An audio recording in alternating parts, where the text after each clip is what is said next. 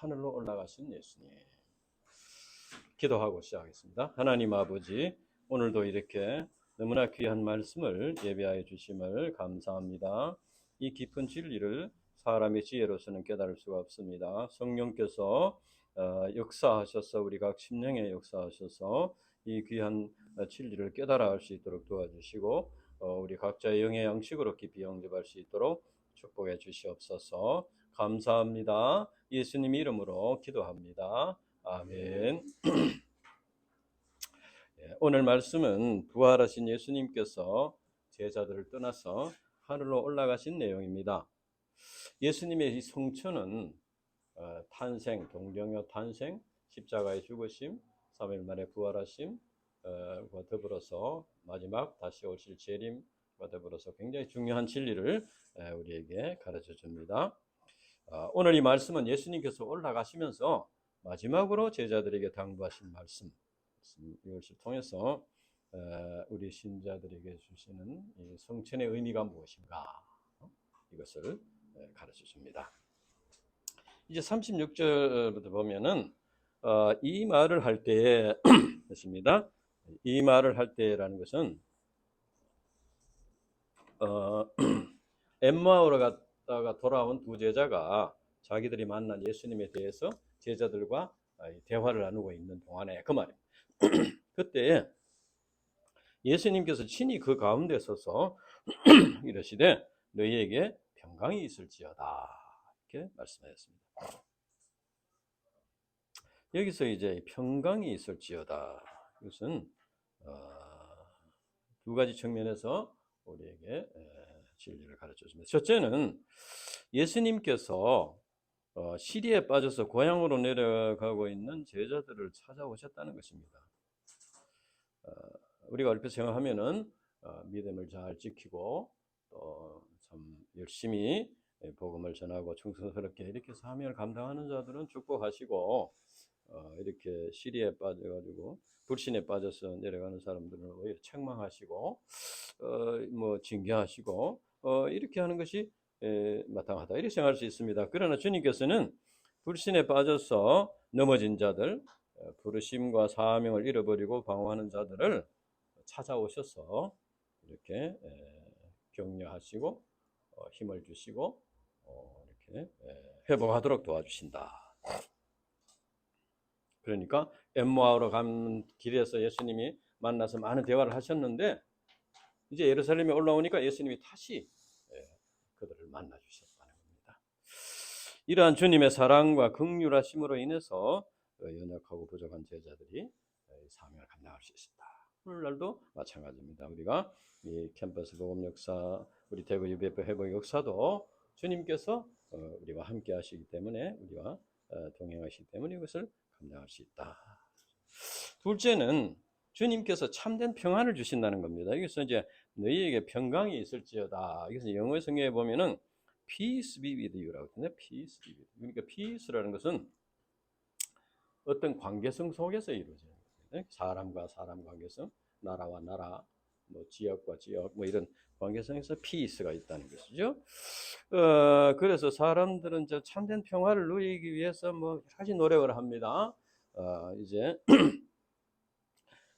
UN 국제연합을 만든 것도 그걸 위해서 이렇게 만들고 이렇게 했는데 그래도 불화를 겪으면서 고통을 당한 경우가 많습니다. 우리 인간이 평화를 누리지 못하는 것은 죄로 인한 것입니다. 우리 인간이 죄로 인해서 하나님과 화평하지 못하기 때문에 이제 사람과도 화평하지 못한다. 하나님과 화평하지 못, 하나님과 오히려 죄에서 원수와의 관계가 되죠.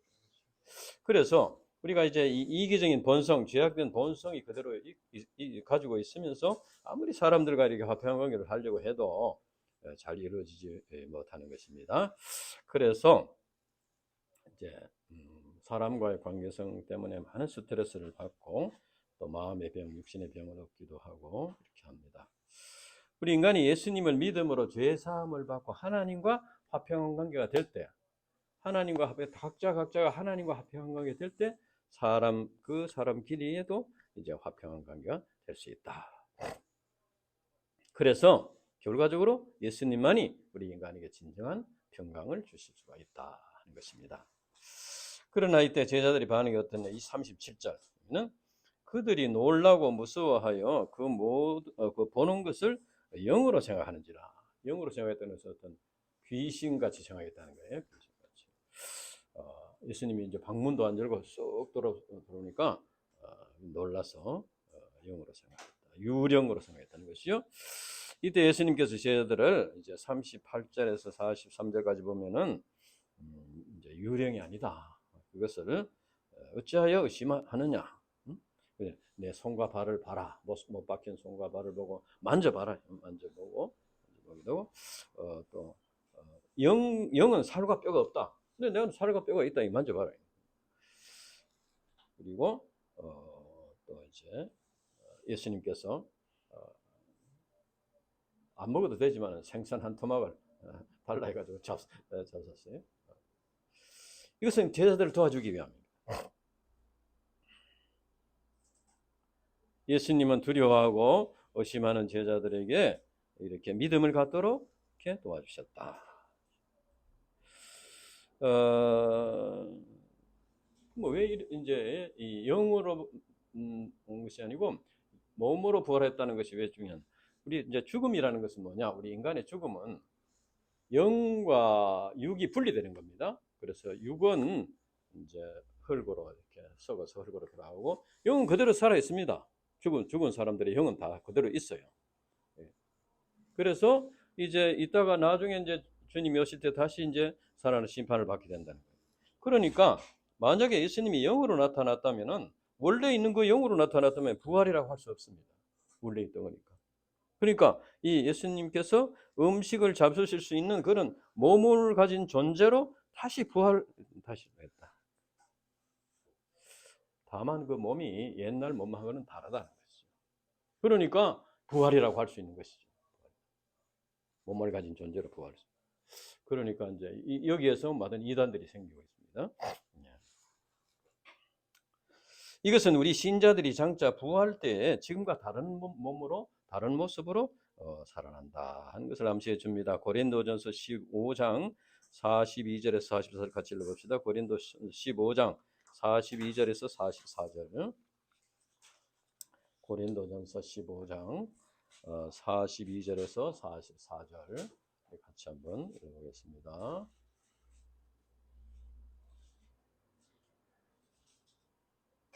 같이 읽어보겠습니다. 42절부터 시작. 죽은 자의 부활도 이와 같으니 썩을 것으로 심고 썩지 아니할 것으로 다시 살며 욕된 것으로 심고 영광스러운 것으로 다시 살며 약한 것으로 심고 강한 것으로 다시 살며 육의 몸으로 심고 신령한 몸으로 다시 사나니 육의 몸이 있은즉 또 신령한 몸도 있느니라. 현재 우리 몸은 욕되고 약한 것입니다. 결국 죽어서 흙으로 돌아갈 것입니다. 또 쉽게 피곤해지고 또 이렇게 병에도 걸리기도 하고 이렇게 합니다. 또 사람마다 좀 차이가 있습니다. 차이가 있잖아요. 그 차이 때문에 좀 또 이렇게 마음의 고통을 겪는 것도 있습니다. 그러나 장차 부활 때는 현재와 전혀 다른 몸으로 이렇게 부활합니다. 썩지 않고 영광스럽고 강한 몸으로 신령한 몸으로 부활합니다. 특히 그때는 차별이 없습니다. 하나님 나라에서는 차별이 없다는 것입니다.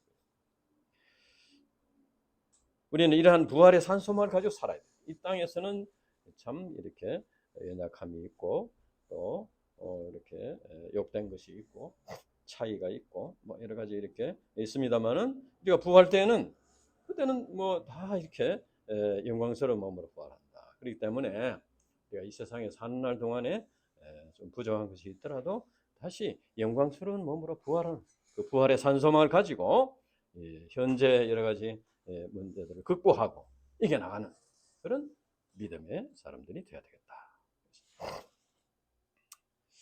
이제 예수님은 제자들에게 전에 가르쳐줬던 그 말씀을 다시 또 가르치셨습니다. 44절부터 이렇게 보면은 예수님께서 44절 45절에 보면은 예수님께서 구약 성경에 자신에 관해서 예언된 것을 이제 가르치셨습니다. 그러니까 구약 말씀의 그 중심이 구약 말씀의 그 핵심이 자신에 관한 예언이다. 이것을 이제 말씀해 주셨습니다. 내가 너희와 함께 있을 때 너희에게 말한 바 곧 모세의 율법과 선지자의 글과 시편에 나를 가리켜 기록된 모든 것이 이루어져야 하리라 한 말이 이것이라. 그러니까 구약에 모세의 율법, 모세 오경, 그다음에 선지자의 글, 그다음에 시편 이외 모든 글이 선지자의 글이고 이 여기에 이제 기록된 모든 것이 이루어져야 하리라고 예언이 되어 있는데 그것이 지금 이루어지고 있는 것이다. 예수님께서 부활하시고 이것이 그때 예언된 것이 지금 이루어지고 있는 것이다. 그래서 이제 제자들에게 손도 만져보고 발도 만져보고 친히 떡도 성선을 잡수시고 하면서 제자들의 마음을 열어서 그것을 영접하고 믿도록 이렇게 가르치셨습니다. 이루어져야 하리라 한 말이 이것이라. 예언이 이루어진다. 그래서 이제 제자들이 예수님에 관한 그 구약의 예언들이 그대로 이루어지고 있다. 그것을 믿도록. 두 번째는 이제 46절에서 47절까지는 성경에 예수님에 대해서 이제 기록되어 있는데 좀 더 넓게 보면은 예수님을 통한 구원의 역사가 기록되어 있다. 예수님을 통한 구원의 역사, 그 하나님의 계획, 그것이 기록되어 있다는 겁니다. 46절을 보면은 또 이랬으되 이같이 그리스도가 고난을 받고 제3일에 죽은 자 가운데서 살아날 것과 또 그의 이름으로 죄사함을 얻게 하는 회개가 예루살렘으로부터 시작하여 모든 족속에 전파될 것이 기록되었다. 그러니까 하나님께서 예수 그리스도를 보내셔 가지고 고난 당하시고 3일 만에 이렇게 죽으시고 3일 만에 부활할 것과 그다음에 또 이제 그 이름으로 죄 사함을 얻게 하는 회개가 예루살렘으로부터 시작하여 모든 족속에 전파될 것이 구약에 이미 기록되어 있다는 겁니다. 구약에. 그것이 예수님이 와서 그렇게 한 게 아니고 그것이 기록되었다. 그 구약 말씀은 하나님의 구속의 계획이 기록되었다 그 말이에요. 그러니까 하나님께서는 범죄한 아담과 이브를 심판하시면서 그때부터 이미 여자의 후손인 예수 그리스도를 통해서 이제 구원의 역사를 이룰 것이라는 것을 계획하시고 말씀하셨다. 그래서 많은 선지자들을 통해서 이렇게 또 계시하시고 예언대로 이제 이루셨다는 겁니다. 그래서 이제 고린도서 15장 3절 4절에 보면은 예수 그리스도께서 십자가에 성경대로 십자가에서 죽으시고 성경대로 부활하셨다. 이렇게 되어 있습니다. 성경 말씀대로. 그러니까 이 성경 말씀을 믿어라 그래요. 믿어라. 그러니까 이제 지난번에 우리 이 디모데 목사님이 성경 공부를 하는데 그때는 제자들이 부활하신 예수님을 만나서 믿었는데 우리는 그럼 어떻게 믿을 수 있냐 이렇게 물었어요. 그래서 내가 도마를 가르쳤어요. 도마가 없을 때 예수님이 나타났어요. 그러니까 이제 다른 사람은 다 예수님 봤다고 뭐 자랑도 하고 하는데 도마는 못 봤거든요. 그 도마는 자기가 내가 직접 봐야지 믿겠다 하니까 예수님이 친절하게도 또 나타나셨어요. 도마를 위해서.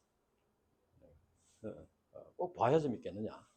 보지 않고 믿는 자가 복되다. 우리는 보지 않고 믿는 거예요. 우리 예수님의 부활을 보지 않고 믿어야 되죠. 그러니까 보지 않고 믿는 자가 복되다. 만약 예수님을 다 봐야 믿는다면 예수님 성천하지도 못하고 계속 이 땅에 있어야 되는데 여기서 보면 이제 그의 이름으로 죄 사함을 얻게 하는 회개가 있어요. 그 예수님의 이름으로 예수님을 믿는 믿음으로 그런데 여기 보면 이제 죄 사함을 얻게 하는 회개가 그러니까 여기 보면 복음 진리가 전파된다 이렇게 하지 않고 죄 사함을 얻게 하는 회개가 예루살렘으로부터 시작해 모든 족속에 전파된다 했습니다. 회개.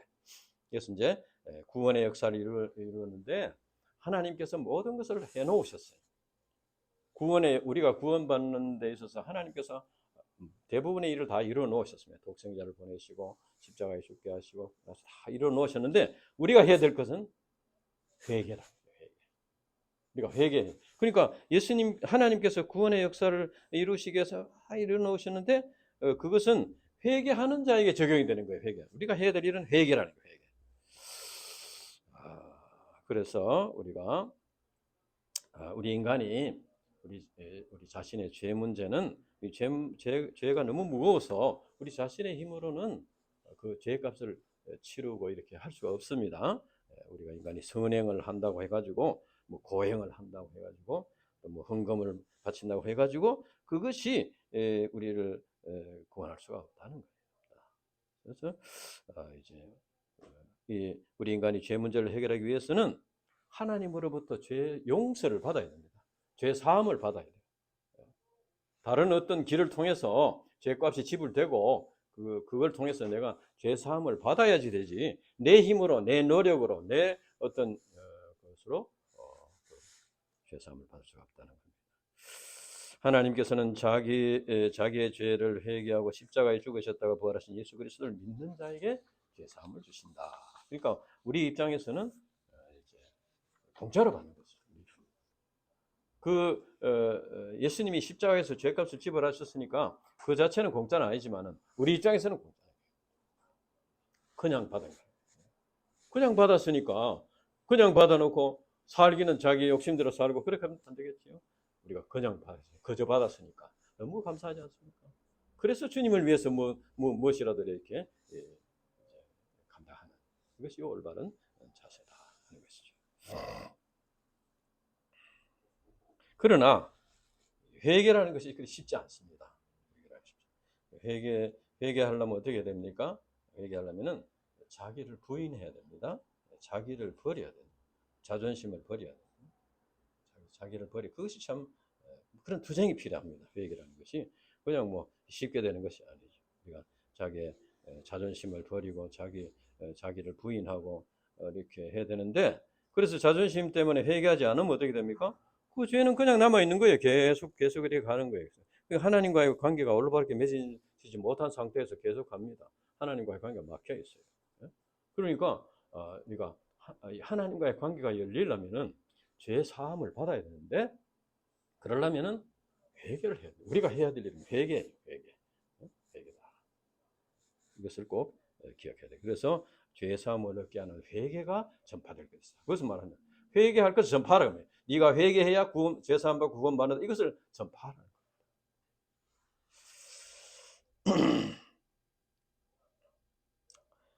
그 다음에 이제 예수님께서 제자들에게 성경을 가르치신 후에 그 다음 뭘 했냐. 48절은 너희는 이 모든 일의 증인이라.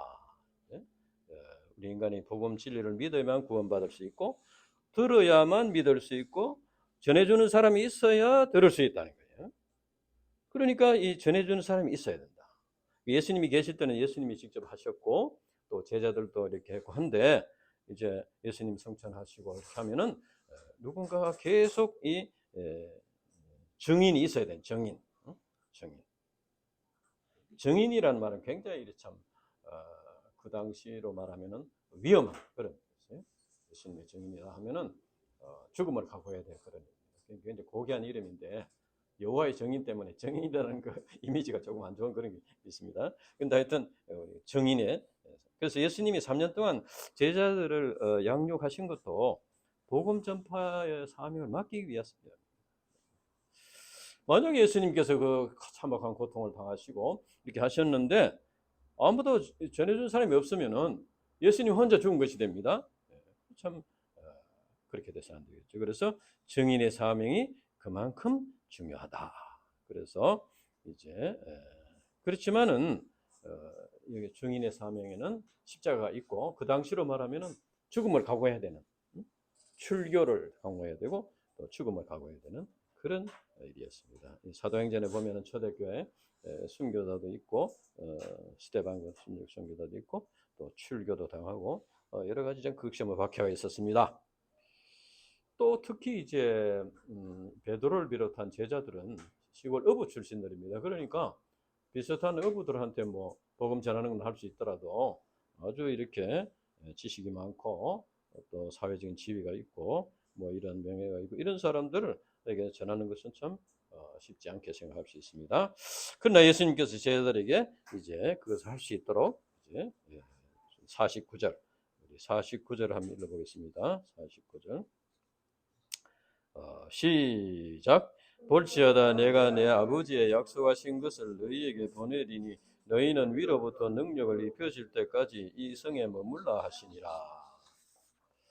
여기서 이제 내 아버지께 약속하신 것, 이것은 성령을 말합니다. 그래서 이 성에 머물라, 예루살렘에 머물라 하는 것입니다. 예수님은 이제 환경의 어려움과 또 이제 개인적인 그런 부족함을 아시고 제자들의 부족함을 아시고 성령의 능력을 덧입도록, 그런데 덧입을 때까지 예루살렘에 머물러라 하겠습니다. 근데 이제 성령은 꼭 예루살렘이 아니더라도 받을 수 있습니다. 어디 가면 받을 수 있지. 어디 산골짜기에 가서 받을 수도 있고 혼자 광야에 가서도 받을 수가 있는데 왜 굳이 예루살렘에 머물라고 했나? 그것은 47절에도 보면은 죄 사함을 얻게 하는 회개가 예루살렘으로부터 시작하여라고 했습니다. 사도행전 1장 8절에도 보면 이제 예루살렘과 온 유대와 사마리아 땅 끝까지 이제 복음 역사 이루어진다. 그러니까 예루살렘은 복음 전파의 어떤 출발점이라고 할 수 있습니다. 가장 위험한 곳인데 그 당시로 말하면 거기서부터 출발하라. 사실 이 제자들의 입장에서는 예루살렘은 피하고 싶어요. 예루살렘은 원수와 같은 곳입니다. 예수님을 죽인 원수의 도시. 그러니까 여기는 불벼락에 내려가지고 전부 다 심판을 받아야 되고, 그래 다른 데 가서 복음을 전해서 구원받아야 이렇게 생각할 수도 있습니다. 워낙 예루살렘 그게 예수님이 참혹하게 돌아가셨기 때문에 그렇게 생각할 수 있습니다. 그러나 그런 원수의 도시부터 이제 복음을 전해야 된다. 그들부터 이제 구원을 받아야 된다. 하나님의 구속 역사. 그래서 예루살렘에 머물러라. 그래서 제자들이 예루살렘에 위험을 무릅쓰고 예루살렘에 머물러서 간절히 기도했을 때 오순절 성령 강림이 이루어졌다. 그래서 담대하게 이제 복음을 전해서 사도 베드로가 한 번 전하니까 3,000명이 회개하는 놀라운 역사. 사도행전 2장 41절에 보면 여기 나옵니다. 그리고 제자들은 대부분 이제 복음을 전하다가 순교했습니다. 이러한 제자들의 순종으로 인해서 오늘 우리들에게까지 복음이 전파되었다. 그래서 구원받게 되었다. 그래서 너희는 이 모든 일의 증인이라. 그것은 이 복음 전파의 사명은 이런 이 복음 전파의 사명은 12사도에게만 준 것도 아니고 우리 UBF 회원에게만 준 것도 아니고 예수님의 십자가의 죽음과 부활의 복음을 믿고 구원받은 모든 신자들은 다 이와 같은 증인의 삶을 살아야 된다. 불신 가족들, 불신 친구들, 불신 이런 동료들에게 특히 우리는 이제 캠퍼스 야옹들에게 복음을 전하는 이 사명을 받았습니다.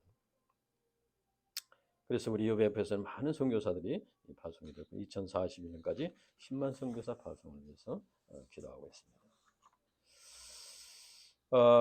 그래서 이제 여기 보면은 중요한 우리가 진리를 볼 수 있습니다. 예수님께서 이 순서를 잘 보면은 먼저 성경 말씀을 가르쳤습니다. 성경 말씀을 가르쳤어요. 제자들에게. 그 다음에는 선교의 사명을 주셨습니다. 이 모든 증인이다. 그 다음에 성령을 약속하시고 성령을 주신다는 말씀을 주셨습니다. 이것을 뭐냐 하면 이것은 이제 성경 말씀을 깨우쳐 주시고 사명을 주시고 그것을 감당할 능력을 성령을 주셨다는 거예요. 그래서 어떤 말씀 하나님 주신 주님이 주시는 말씀도 없고 사명도 없으면서 은사 집회해 가지고 뭐 은사를 받으려고 막 이렇게 하는 경우가 있는데 그것은 올바른 신앙이 아니다는 겁니다.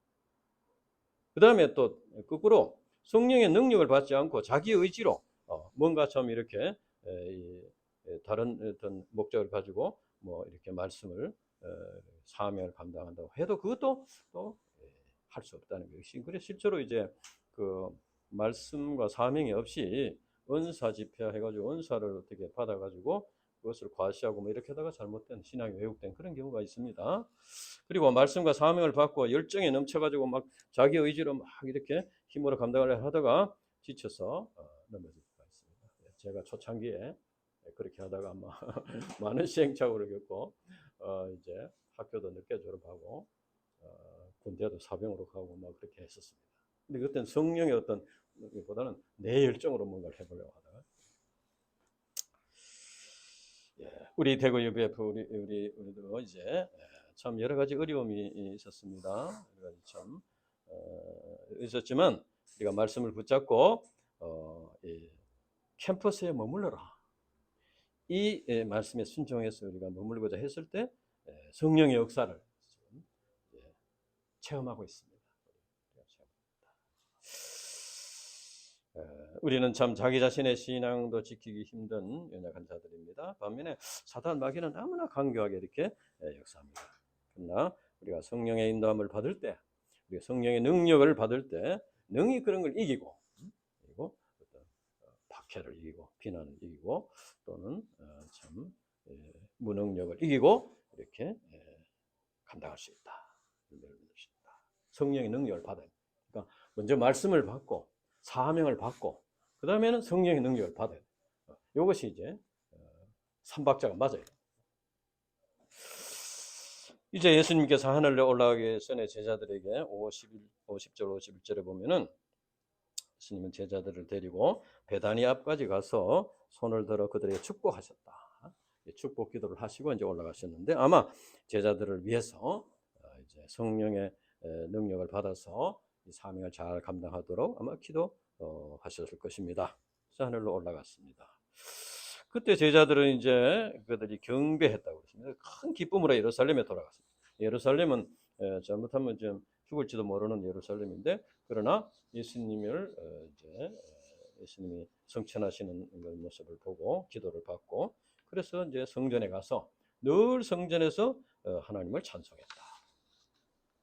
그래서 이제 처음에는 막 두려워서 예수님 체포당할 때는 두려워서 도망갔지만은 또 베드로는 또 멀찍이 이렇게 따라가다가 큰 실수를 하기도 했지만 이제는 부활하신 예수님을 믿고 부활 신앙을 가지고 담대하게 이렇게 감당하게 되었다.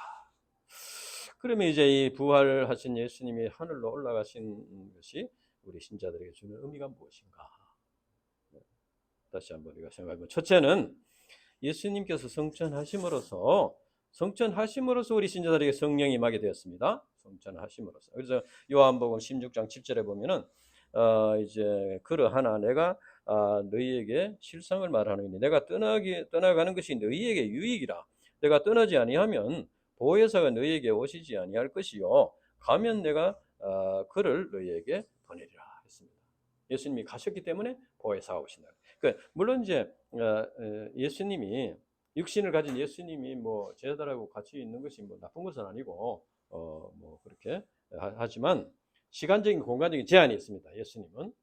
예수님은 이제 예수님이 만약 서울에 계시면 대구에 우리가 이제 만날 수가 없고 뭐 그런 몸이죠. 그렇기 때문에 예수님이 이제 가시고 성령이 오시면은 뭐 세계 뭐 우간다에 있는 분 뭐 저 아프리카 뭐 저기 또 미국에 있는 분 뭐 저 남미에 있는 뭐 다 성령이 도와줄 수 있는 거예요. 그러니까 성령이 임하는 것이 우리에게 유익이다. 그래서 오늘날 우리들도 부족하지만 이렇게 복음 역사를 감당할 수 있다. 그러니까 만약에 예수님께서 부활을 하셨는데 한 번씩 나타나시고 이렇게 하셨잖아요. 그 상태에서 하늘로 안 올라가고 계속 있었다면 어떤 일이 생기겠습니까? 제자들은 계속 예수님 만나려고 찾아다니는 거예요. 예수님 어디냐? 그래가 모여가지고 막 예수님 오시라고 막 부흥회를 하고 막 통성기도를 하고 막 만나. 그러면 안 되는 거죠. 예. 그래서 예수님이 성천하는 걸 보여주신 것은 야 이제 너희들이 자립해서 감당해라. 나는 이제 간다. 이것을 확실히 보여준 겁니다. 그래서 이제 성천하심으로써 제자들은 이제 성령을 의지해서 자립적으로 이제 사명을 감당하고 신앙생활을 해나가도록 이렇게 하셨다는 것입니다. 그래서 그렇게 함으로써 이제 어떻게 됩니까? 그렇게 하면은 더 깊은 믿음의 세계를 체험할 수 있어요. 우리도 이제 참 이 대구 UBF 회복의 역사 이렇게 감당하면서 참 어려움이 있었지만은 우리가 이제 그것을 믿음으로 이렇게 감당하고 이렇게 하니까 우리가 또 내적으로 이렇게 체험을 하고 깨닫게 되고 은혜를 받게 되는 그래서 더 깊은 믿음의 세계로 들어가는 이런 것을 우리가 체험하게 됩니다. 그 다음에 이제 예수님이 성취한 두 번째는 예수님께서 지금도 하나님 우편에 살아 계시면서 우리들을 위해서 성신자들을 기도하신다는 겁니다. 로마서 8장 34절에 보면은 누가 정죄하리요 죽으실 뿐 아니라 다시 살아나신 이는 그리스도 예수시니 그는 하나님 우편에 계신 자요 우리를 위하여 간구하시는 자시니 우리를 위하여 기도하신다. 히브리서 7장 24, 25절에 보면 예수는 영원히 계심으로 그 제사 직분이 갈리지 아니하리니 그러므로 자기를 힘입어 하나님께 나아가는 자들을 온전히 구원하실 수 있으니 이는 그가 항상 살아서 그들을 위하여 간구하십니다. 하나님께서 기도하십니다. 그러니까 예수님께서 성천하시는 것을 보여주시는 것은 하나님 나라에 그게 살아 계신다는 것을 보여주시는 것입니다. 그래서 우리를 위해서 간구하신다. 이 간구하신다는 것은 뭡니까? 우리가 기도를 하려면 어떻게 해야 됩니까? 그 기도 제목을 알아야 기도를 할 수 있는 거죠. 그러니까 주님께서 우리를 잘 아신다는 겁니다. 모르면서 그냥 기도할 수 없잖아요. 사람은 좀 모를 수가 있습니다. 사람끼리는 뭐 기도 제목을 잘 모를 수도 있고 형편을 잘 모를 수도 있고 그런데 주님은 우리를 위해서 기도하신다는 것은 우리를 잘 아신다는 겁니다. 아신다. 그러니까 우리를 위해서 기도하시는 것이죠. 기도하신다.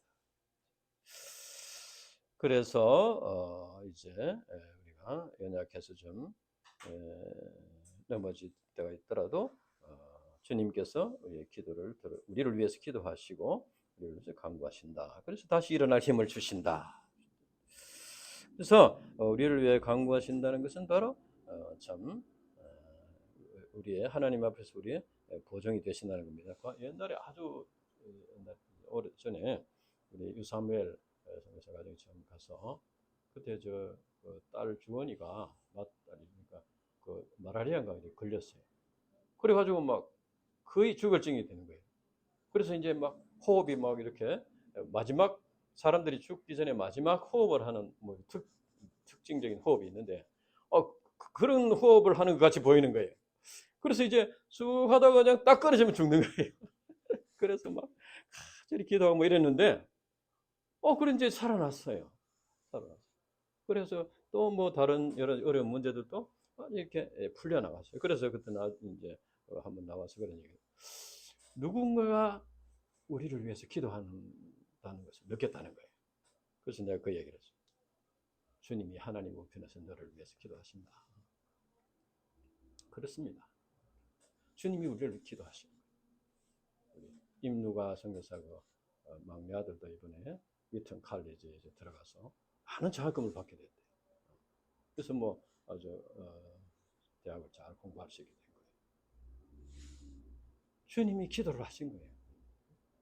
주님이 우리 예강이 장학금을 받도록 기도해 주신 거예요. 우리가 먼저 그의 나라와 그의 일을 구하라 그러면 이 모든 것을 다 해주시라. 어떻게 이루어집니까? 주님이 우리가 먼저 그의 나라와 그의 구할 때 주님께서 우리를 위해서 기도해 주십니다. 그래서 그것이 이루어집니다. 진짜 생각하지 못했던 일이 이루어지는 거예요. 우리 아이 베드로도 영주권을 받는데 그게 빨리빨리 안 풀려가지고 그게 이제 기간이 신청했는 기간에 빨리 안 풀려가지고 이제 대학을 마치면 바로 한국으로 나와야 되는데 그때 마침 오바마가 대통령이 돼가지고 이 사람은 이민을 장려하는 찬성하는 사람이니까 2년치가 한꺼번에 풀려버렸어요. 2년치 제일 마지막 끝달에 우리 베드로 이름이 싹 들어갔어요. 주님이 베드로를 위해서 기도를 해주십니다. 우리가 그것을 믿어야 됩니다. 주님께서 우리를 위해서 기도해 주신다. 그러니까 우리 자신이나 환경이나 뭐 사람이라 의지하지 말고 주님께서 나를 위해서 기도하시는 우리 가정을 위해서 우리 아이들을 위해서 기도하시는 주님의 기도를 믿어야 돼요. 그럴 때 이제 이루어 주신다.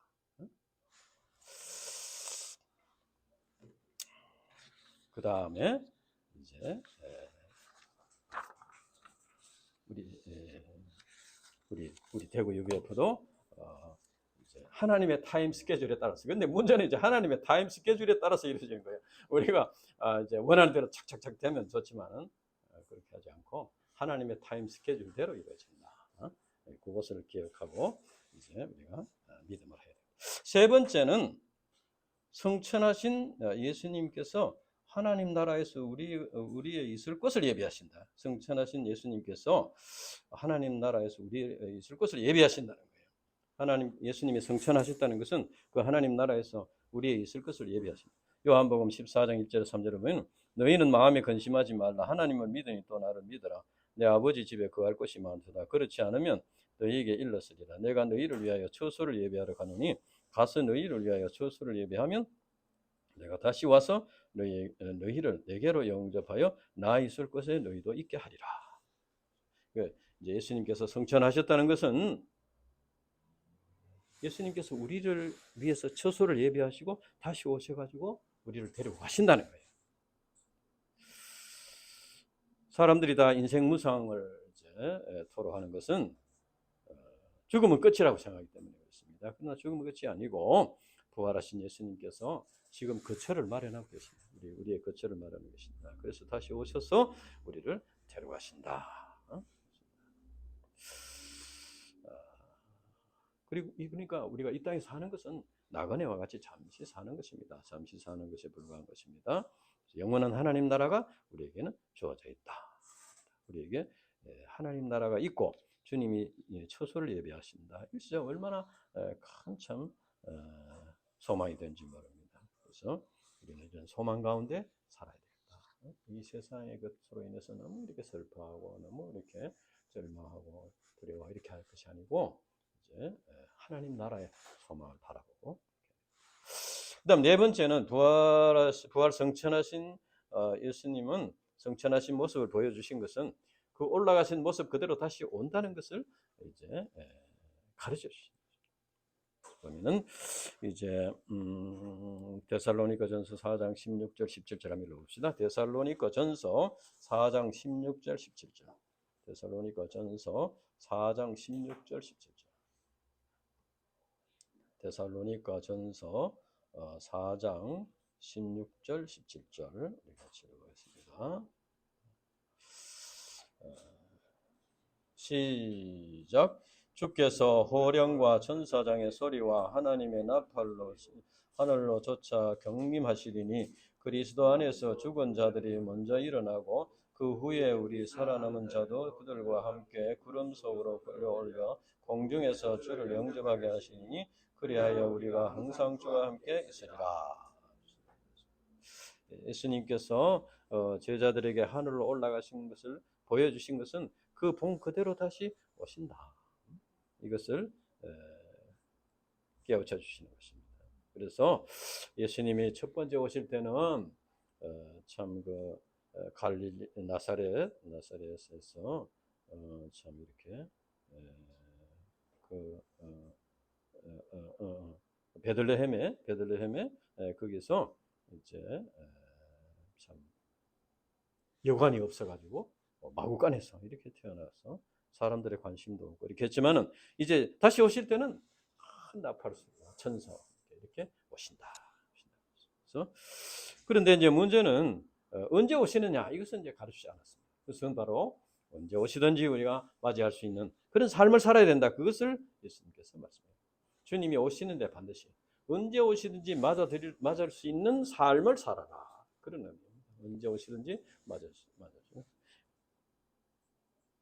그것은 바로 말씀, 예수님께서 주신 말씀, 사명, 그다음에 성령의 강림하심.